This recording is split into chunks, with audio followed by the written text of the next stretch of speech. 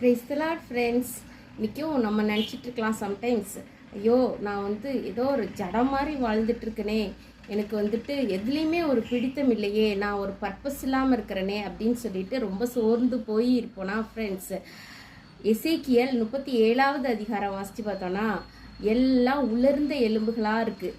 ஆனால் ஆண்டவர் சொல்கிறாங்க எசேக்கியல்கிட்ட பார்த்து, நீ இந்த எலும்புகளுக்கு தீர்க்க தரிசனம் உற அப்படின்னு சொல்லிட்டு. அப்போ அவங்க சொல்கிறாங்க, என்னோட ஆவியை நான் இந்த எலும்புகளுக்கு ஊகுவேன். அப்போ அவங்க உயிரடைவாங்க, அவங்களுக்கு நரம்பு சதை மாம்சம் எல்லாம் அவங்க ஜீவனோடு ஆயிடுவாங்க அப்படின்னு சொல்லிட்டு சொல்கிறாங்க ஃப்ரெண்ட்ஸ்.